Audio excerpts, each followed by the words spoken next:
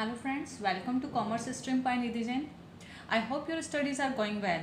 Today we will study interest on capital of partners. Okay. So first of all we have to understand that what is interest on capital. Okay.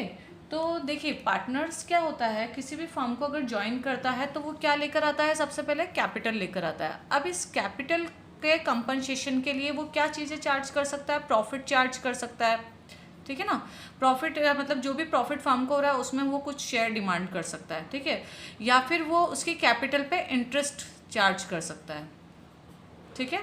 तो यहाँ पे क्या है कि partner अगर कुछ capital लेकर आ रहा है तो वो उस पर इंटरेस्ट चार्ज कर सकता है। तो ये इसी का मतलब होता है कि इंटरेस्ट ऑन पार्टनर्स कैपिटल, ठीक है। अभी किस तरीके से चार्ज करेगा वही हम यहाँ पे स्टडी करेंगे, है ना। तो फर्स्ट ऑफ ऑल क्या होता है कि इंटरेस्ट जो उसको पे किया जाता है, इंटरेस्ट कैसे पे करते हैं हम, उसके ओपनिंग बैलेंस पे करते हैं। जो भी बैलेंस है अकाउंटिंग ईयर का, जो भी ओपनिंग बैलेंस है कैपिटल का, कैपिटल के ओपनिंग बैलेंस पे हम क्या करेंगे, इंटरेस्ट पे करेंगे, ठीक है ना। अब हो सकता है फर्स्ट केस ये हो गया। अब सेकंड केस क्या होता है कि हो सकता है पार्टनर एडिशनल कैपिटल लेकर आया है, ठीक है। एडिशनल कैपिटल मीन्स कि अभी यहाँ पे उसके पास में कुछ कैपिटल थी, एज्यूम कर लीजिए 1 लाख रुपीज़ की थी, और फिर वो 1 अक्टूबर को वापस से 1 लाख रुपीज़ की कैपिटल और लेकर आया। तो एडिशनल कैपिटल मीन्स 1 लाख तो यहाँ पर, 1 लाख यहाँ पर, तो यहाँ पे टोटल कैपिटल कितनी हो गई उस पार्टनर की, 2 लाख की हो गई। तो नई कैपिटल इंट्रोड्यूस करना with in between of the accounting year, ठीक है ना, तो वो हमारी हो जाती है एडिशनल कैपिटल, ठीक है। तो उस पर भी वो इंटरेस्ट चार्ज करेगा, ठीक है। थर्ड होता है अगर उसने कैपिटल विड्रॉ करी है,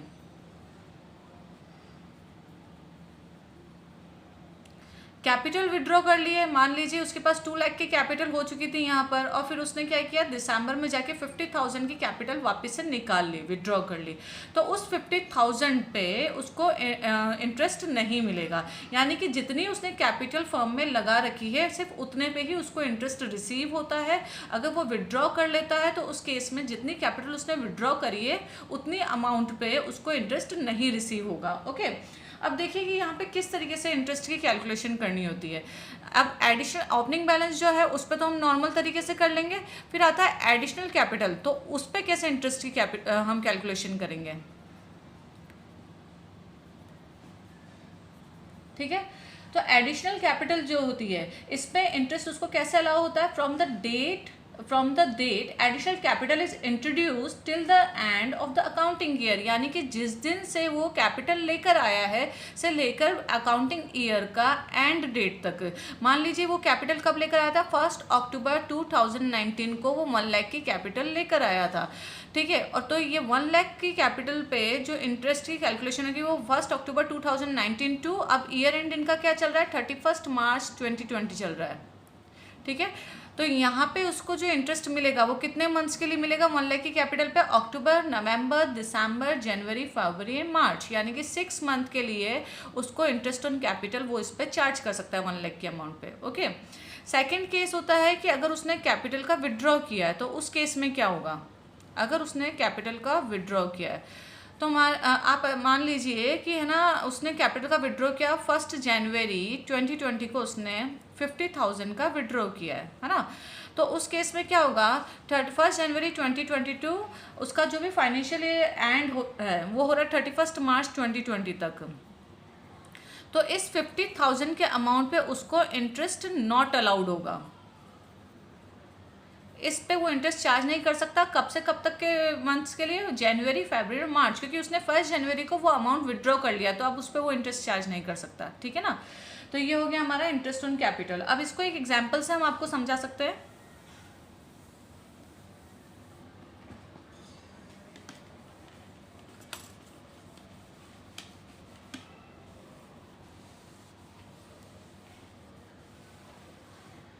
ठीक है, मान लीजिए एक एग्जाम्पल मैं आपको समझाती हूँ। आलोक है, वो एक फर्म में पार्टनर है, ठीक है। कितनी कैपिटल वो लेकर आया है फर्म के अंदर, उसने जो कैपिटल थी उसकी ओपनिंग बैलेंस जो था कैपिटल का वो कितना था, 1 अप्रैल 2019, है ना। आलोक एक फर्म में पार्टनर है जिसका जो कैपिटल का ओपनिंग बैलेंस जो है वो क्या है, 1 अप्रैल 2019 को कितने का था, उसका कितने अमाउंट का था, 5 लाख रुपीज़। ओके, अब उसने क्या किया, उसने एडिशनल कैपिटल लेकर आया वो, ठीक है ना। तो एडिशनल कैपिटल वो लेकर आता है, कौन सी डेट को लाया है वो एडिशनल कैपिटल, वो लेकर आया एडिशनल कैपिटल 2 लाख रुपीज़ की, और डेट थी 1 अक्टूबर 2019, ठीक है। 1 अक्टूबर 2019 को उसने एडिशनल कैपिटल लाया है, और क्या अमाउंट, कितना अमाउंट लाया, 2 लाख रुपीज़। ओके, फिर उसने क्या किया, विड्रॉ किया, ठीक है, कैपिटल का उसने विड्रॉ कर लिया, कैपिटल निकाली है उसने कुछ, है ना, फर्म में से। कितने का विड्रॉ किया उसने किया 1 लाख रुपीज़ का, ठीक है, 1 लाख रुपीज़ का उसने विड्रॉ कर लिया है।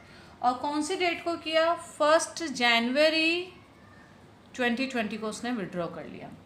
अब आपको क्या कैलकुलेशन करना है, इंटरेस्ट ऑन कैपिटल का कैलकुलेशन करना है, ठीक है। अब हमें कैसे करना है वो देखते हैं। 1 अप्रैल 2019 को ओपनिंग बैलेंस कितना था उसका, ओपनिंग बैलेंस जो था 1 अप्रैल 2019 से ये बैलेंस कब तक मेंटेन रहा उसका, 30 सितंबर तक रहा, क्योंकि उसके बाद 30 सितंबर तक 5 लाख की था, उसके बाद वो नई एडिशनल कैपिटल लेकर आ गया था। तो हमारे 30 सितंबर तक कितना था, 2019 तक 5 लाख रुपीज़ का था। ओके, अब यहाँ पे जो इंटरेस्ट ऑन कैपिटल जो है वो कितने से डिमांड कर रहा है, at the rate of 10% per annum पे वो इंटरेस्ट ऑन कैपिटल डिमांड कर रहा है। तो यहाँ पे जो 5 लाख की जो अमाउंट है ना, 1 अप्रैल से 30 सितंबर कितने मंथ हुए, अप्रैल मई जून जुलाई अगस्त सितंबर, यानी कि 6 मंथ हो चुके हैं। अब ये 6 मंथ के लिए कितना वो चार्ज करेगा interest on capital, 5 lakh multiply by 10% multiply by 6/12 for 6 month, है ना। तो कितना उसका इंटरेस्ट ऑन कैपिटल हो जाएगा, 25,000 का, ठीक है। 5 लाख पे 10% उसने चार्ज किया है, और उसका भी 6/12, यानी कि 5 लाख का 10% 50,000 और उसका 6/12 यानी कि 1/2, तो 25,000 उसका इंटरेस्ट ऑन कैपिटल हो चुका है। ओके, अब नेक्स्ट आता है कि उसने जो है एडिशनल कैपिटल लेकर आया था, कब लेकर आया था, ये हमारा फर्स्ट हो गया, ठीक है। सेकंड है वो एडिशनल कैपिटल लेकर आया, कब ही लाया वो, 1 अक्टूबर 2019 को लेकर आया, ठीक है। अब 1 अक्टूबर 2019 को कितना उसने इंट्रोड्यूस किया, 2 लाख रुपीज़, ठीक है।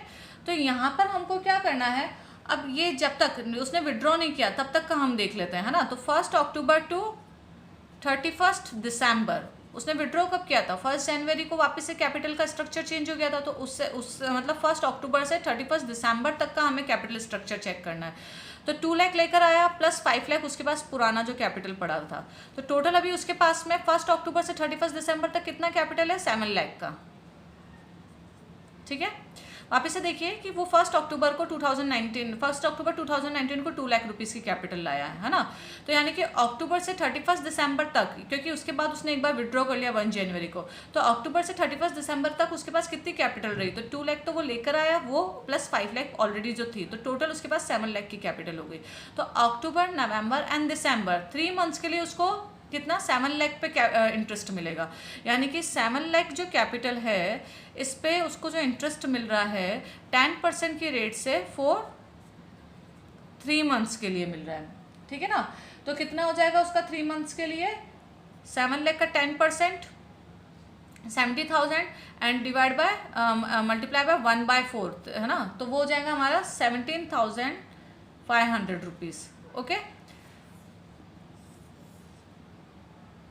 इसके बाद है हमारे पास में नेक्स्ट है कि उसने 1 जनवरी को विड्रॉ किया। थर्ड केस क्या बन रहा है,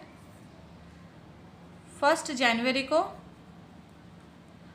2020 को उसने विड्रॉ किया है। अब मैंने आपको बताया था कि अगर पार्टनर कुछ भी विड्रॉ करता है तो उस केस में उसको जितना अमाउंट उसने विड्रॉ किया है उतने अमाउंट पे उसको कैपिटल इंटरेस्ट नहीं मिलेगा। तो इसने कितना 1 जनवरी 2020 को कितने अमाउंट का विड्रॉ किया था, इसने किया था 1 लाख रुपीज़ का, ठीक है, और 1 लाख रुपीज़ का विड्रॉ किया। अब इसके बाद तो इसका कोई कैपिटल स्ट्रक्चर चेंज हो नहीं रहा है, तो हम इसको 1 जनवरी से लेकर कब तक अज्यूम करेंगे, 1 जनवरी 2020 से लेकर हम इसको लेकर जाएंगे 31 मार्च 2020, क्योंकि ये इसका ईयर एंडिंग है, अकाउंटिंग ईयर एंडिंग है 31 मार्च 2020। तो अभी इसके पास में कितना कैपिटल अवेलेबल था, 31 दिसंबर तक 7 लाख का था।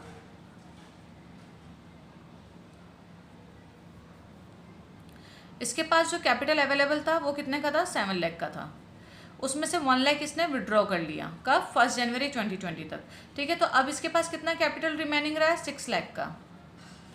6 लाख की कैपिटल पे इसको कितने मंथ्स का इंटरेस्ट मिलेगा, जनवरी, फैब एंड मार्च, क्योंकि अभी इसके पास कितना बैलेंस है कैपिटल का, इसके पास बैलेंस है 6 लाख का। और कितने मंथ्स है, जनवरी, फैब और मार्च, इन 3 मंथ्स के लिए इसने 6 लाख रुपीज़ फर्म में लगा रखे हैं। तो इन 3 मंथ्स पे वो क्या लिए वो इंटरेस्ट चार्ज कर सकता है। तो 6 लाख पे मल्टीप्लाई बाय 10% फॉर 3 मंथ्स, तो 3/12 हमने कर दिया। ठीक है, तो कितना आया, 6 लाख का हो जाएगा 10% 60,000 मल्टीप्लाई बाय 3/12, तो वो हो जाता है हमारा 15,000। ठीक है, तो टोटल जो इंटरेस्ट इसको ईयर में मिल रहा है, अकाउंटिंग ईयर में टोटल इंटरेस्ट कितना मिल रहा है इसको,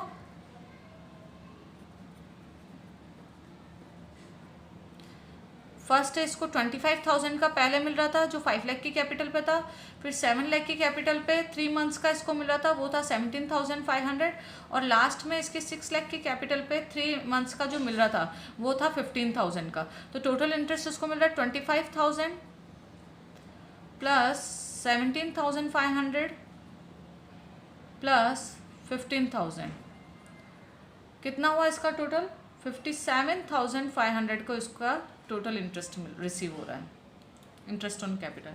ठीक है फ्रेंड्स, तो आप लोगों को समझ में आया होगा कि इंटरेस्ट ऑन कैपिटल की कैलकुलेशन हम कैसे करते हैं। ओके, अब इसके बाद हम चेक करते हैं कि provision relating to interest on capital की क्या क्या केसेस हो सकते हैं और उसके अकॉर्डिंग हम किस तरीके से इंटरेस्ट ऑन कैपिटल का पेमेंट कर सकते हैं। ठीक है ना,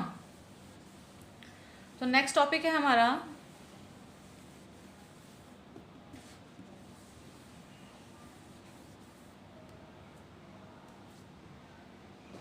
provision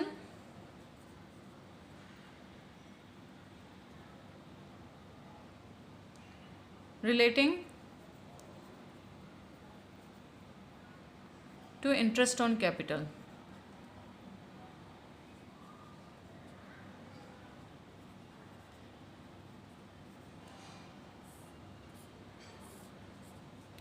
ठीक है, हमारे पास में डिफरेंट केसेस हो सकते हैं और उस केसेस के अकॉर्डिंग हमें इंटरेस्ट ऑन कैपिटल पे डिफरेंट डिसीजंस ले सकते हैं, है ना।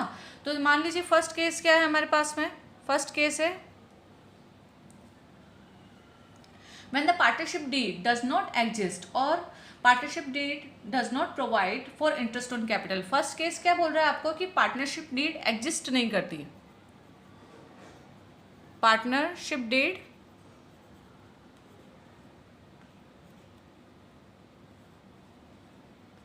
Doesn't exist. ठीक है, या तो वो एग्जिस्ट नहीं करती है या फिर वो एग्जिस्ट तो करती है बट उसमें इंटरेस्ट ऑन कैपिटल का कोई कंडीशन मेंशन नहीं है। ठीक है, सेकंड कंडीशन क्या हो जाएगी, पार्टनरशिप डीड एग्जिस्ट, है ना, एग्जिस्ट तो करती है but doesn't provide for interest on capital.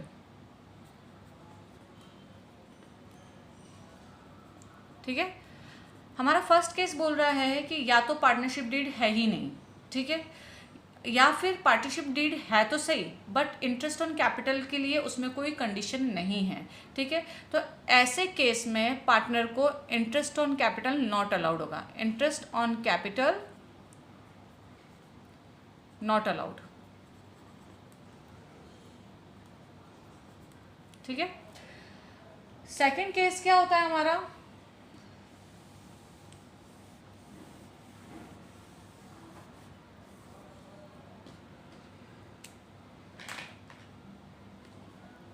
Second case, ठीक है, when the partnership deed provides for interest on capital but is silent on whether interest is a charge or appropriation। ठीक है ना, पार्टनरशिप डीड में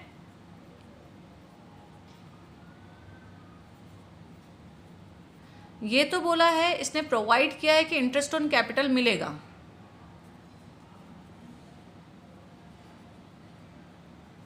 ठीक है। Partnership deed ने ये प्रोवाइड किया है कि इंटरेस्ट ऑन कैपिटल मिलेगा, बट ये मेंशन नहीं किया है, not mention that it is charge और एप्रोप्रिएशन, ठीक है। पार्टनरशिप डीड में ये बोला है कि आपको इंटरेस्ट ऑन कैपिटल तो मिल रहा है, बट ये नहीं बोला है कि ये चार्ज अगेंस्ट प्रॉफिट है कि एप्रोप्रिएशन ऑफ प्रॉफिट है। तो हमें ये ध्यान रखना है कि इंटरेस्ट ऑन कैपिटल जो है एप्रोप्रिएशन ऑफ प्रॉफिट है, क्योंकि ये सिर्फ उसी केस में डिस्ट्रीब्यूट होता है जिस केस में फर्म को प्रॉफिट हुआ है। अगर फर्म को लॉस हो रहा है तो उस केस में इंटरेस्ट ऑन कैपिटल डिस्ट्रीब्यूट नहीं होगा, ठीक है ना। तो यहाँ पे 3 सिचुएशंस क्रिएट हो सकती है, इस केस में 3 सिचुएशन क्रिएट हो सकती है। फर्स्ट सिचुएशन क्या रहेगी कि अगर फर्म को लॉस हुआ है, अगर फर्म को लॉस हो रहा है तो interest on capital not allowed, interest on capital not allowed, ठीक है। यानी कि ये एप्रोप्रिएशन ऑफ प्रॉफिट है, मतलब कि एप्रोप्रिएशन ऑफ प्रॉफिट का मीनिंग होता है कि अगर फर्म को प्रॉफिट हो रहा है तो ही प्रॉफिट का डिस्ट्रीब्यूशन होएगा, ठीक है ना। चार्ज अगेंस्ट प्रॉफिट का मतलब होता है कि फर्म को प्रॉफिट हो चाहे लॉस हो, वो एक्सपेंसेस आपको करने ही करने हैं, ठीक है ना। तो ये एप्रोप्रिएशन ऑफ प्रॉफिट है। पार्टनरशिप डीड में आपको ये तो बोला है कि आप इंटरेस्ट ऑन कैपिटल दे सकते हैं, बट ये मेंशन नहीं किया है कि ये चार्ज है कि एप्रोप्रिएशन है, तो उस केस में आपको एप्रोप्रिएशन ही मान के चलना है, ठीक है। अब एप्रोप्रिएशन मानेंगे तो एप्रोप्रिएशन का डिस्ट्रीब्यूशन सिर्फ उसी केस में होता है कि जब फर्म को प्रॉफिट हो रहा हो। अगर फर्म को लॉस हो रहा है तो इंटरेस्ट ऑन कैपिटल नहीं मिलेगा, ठीक है ना। सेकंड केस हो सकता है कि फर्म को प्रॉफिट तो हो रहा है, लेकिन वो कैसे हो रहा है कि इंटरेस्ट के इक्वल प्रॉफिट हो रहा है या इंटरेस्ट से ज़्यादा अमाउंट का प्रॉफिट हो रहा है, ठीक है ना। तो सेकंड कंडीशन क्या होती है, प्रॉफिट इज इक्वल टू और मोर देन द इंटरेस्ट, ठीक है। प्रॉफिट जो हुआ है फर्म को वो इंटरेस्ट के इक्वल अमाउंट का हुआ है या फिर इंटरेस्ट से ज़्यादा अमाउंट का हुआ है। तो उस केस में क्या हो जाएगा, जो भी एग्रीड रेट पे इंटरेस्ट मिलना था वो उनको मिल जाएगा, क्योंकि यहाँ तो प्रॉफिट हुआ है। अब इक्वल हुआ है तो भी उनको इंटरेस्ट मिल जाएगा, इंटरेस्ट रेट के इक्वल हुआ है तो भी उनको इंटरेस्ट मिल जाएगा, या फिर प्रॉफिट जो है इंटरेस्ट से ज़्यादा है तो भी उनको इंटरेस्ट का डिस्ट्रीब्यूशन हो जाएगा। तो यहाँ पे interest on capital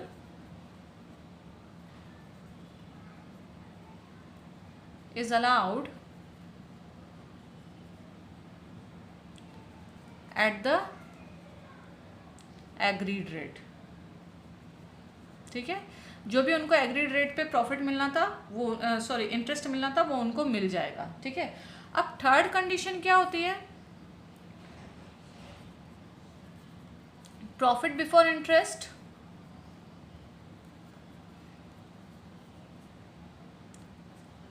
is less than the interest, मतलब कि इंटरेस्ट अमाउंट ज़्यादा है बट प्रॉफिट की अमाउंट कम है। तो उस केस में हम इंटरेस्ट का डिस्ट्रीब्यूशन कब करेंगे, इसको मैं एक एग्जांपल से समझा देती हूँ। अज्यूम कर लीजिए कि एक फर्म है, इसमें प्रॉफिट कितने का है, 50,000 का है। अब इसमें 2 पार्टनर्स है, ठीक है। अब पार्टनर जो एक्स है उसको कितना इंटरेस्ट पे करना था, इंटरेस्ट ऑन कैपिटल उसको पे करना था 40,000 का इंटरेस्ट ऑन कैपिटल पे करना था, ठीक है। वाई जो है उसको कितना इंटरेस्ट ऑन कैपिटल पे करना था, 20,000 का। अब देखिए यहाँ पे फर्म का जो प्रॉफिट है वो कितना है, 50,000 का। एक्स को जो इंटरेस्ट ऑन कैपिटल पे करना है वो 40,000 का, और वाई को कितना पे करना है, 20,000 का। अब इस केस में इंटरेस्ट ऑन कैपिटल जो टोटल पे करना है वो है 60,000 का, ठीक है।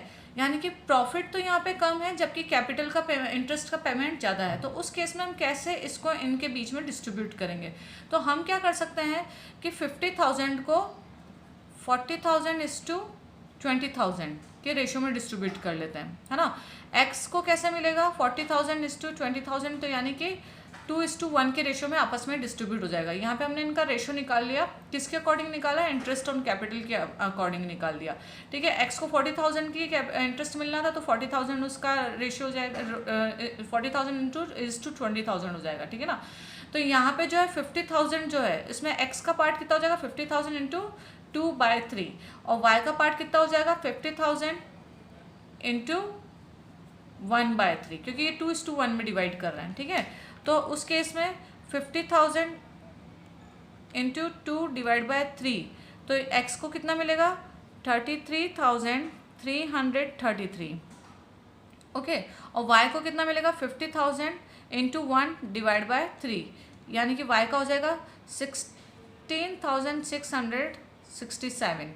ठीक है, तो इस केस में इनका जो इंटरेस्ट जो रेशो था, इंटरेस्ट का जो रेशो था उसके अकॉर्डिंग इनका प्रॉफिट को भी डिस्ट्रीब्यूट कर लिया है। ठीक है, तो अभी इसमें हम नेक्स्ट हम देखते हैं थर्ड केस। थर्ड केस क्या है कि पार्टनरशिप डीड जो है उसमें क्लियरली मेंशन करा है कि इंटरेस्ट जो है चार्ज अगेंस्ट प्रॉफिट है।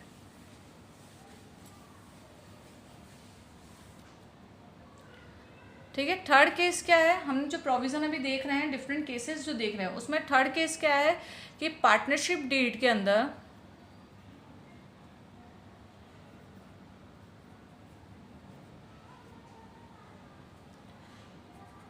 उसने क्या प्रोवाइड किया है, प्रोवाइड्स फॉर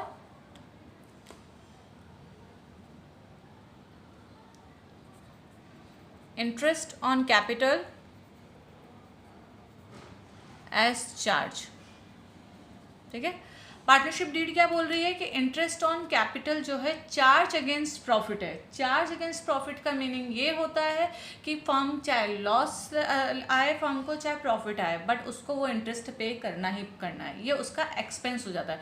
तो इसकी एंट्री P&L एप्रोप्रिएशन में ना होके प्रॉफिट एंड लॉस अकाउंट में होगी। ठीक है ना, तो यहाँ पे ऐसे केस में क्या हो जाएगा, interest on capital is allowed whether the firm has earn profit और हैज़ इनकर्ड लॉस, यानी कि फर्म को प्रॉफिट हो चाहे लॉस हो, इंटरेस्ट तो पे करना ही पड़ेगा।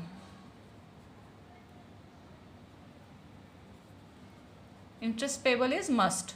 ओके, तो यहाँ पे एक चीज़ और ध्यान रखना कि इस केस में इंटरेस्ट की जो एंट्री होती है वो कहाँ पे हो जाती है, हमारी प्रॉफिट एंड लॉस अकाउंट में।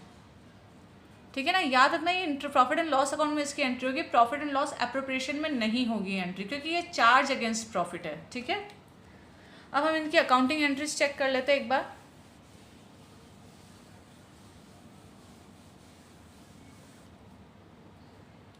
ठीक है, अब इसकी accounting entries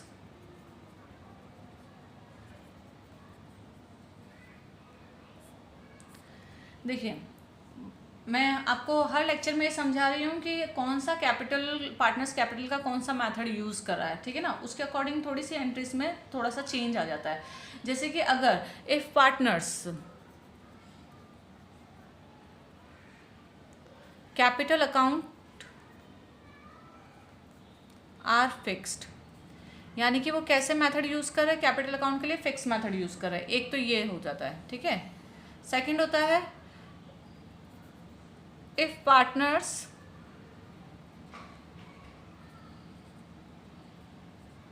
capital account are fluctuating, या फिर वो कौन सा मेथड यूज कर रहे हैं कैपिटल के लिए, फ्लक्चुएटिंग।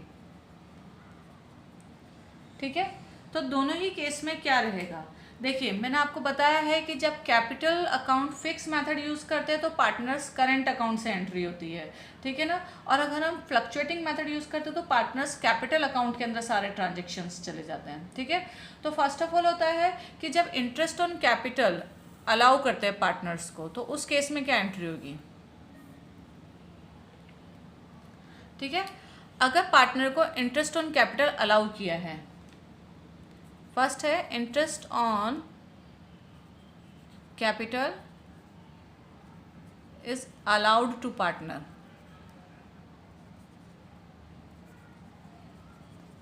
यानी कि ये इंटरेस्ट ऑन कैपिटल उसको पेबल हो जाएगा। ठीक है ना, तो ये एक तरीके से एक्सपेंस है, तो उस केस में हम एंट्री क्या करेंगे, इंटरेस्ट ऑन कैपिटल अकाउंट को हम डेबिट करेंगे। क्यों डेबिट करेंगे? क्योंकि ये एक्सपेंस है, एक्सपेंस डेबिट हो जाता है। अब ये पेबल किसको है? ये पार्टनर को पेबल है। तो पार्टनर को पेबल है तो वो हमारे लिए एक लायबिलिटी क्रिएट हो चुकी है, तो इसको हम क्रेडिट कर देंगे। बट यहाँ पे क्या आएगा? टू पार्टनर्स करंट अकाउंट आएगा।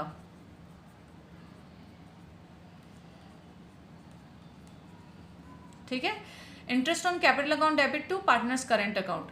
ठीक है, सेम चीज यहाँ पे हम किससे करेंगे? पार्टनर्स कैपिटल अकाउंट से सेम एंट्री हो जाएगी।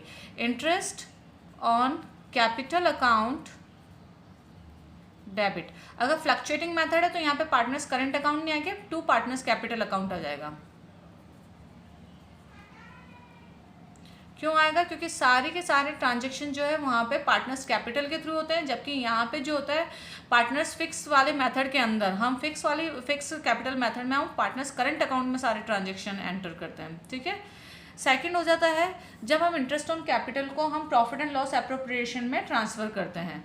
ठीक है, तो प्रॉफिट एंड लॉस एप्रोप्रिएशन में अगर आप ट्रांसफर कर रहे हैं तो उस केस में क्या हो जाएगा? Profit and loss appropriation account debit हो जाएगा। प्रॉफिट एंड लॉस एप्रोप्रिएशन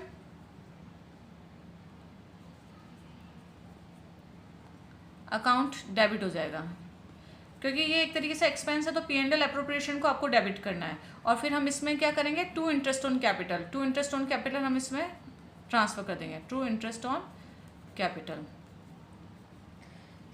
ठीक है, सेम एंट्री यहाँ होगी। अगर फ्लक्चुएटिंग मेथड है तो वहां पर तो सेम ही एंट्री रहेगी। Profit and loss appropriation account debit, ठीक है, टू इंटरेस्ट ऑन कैपिटल।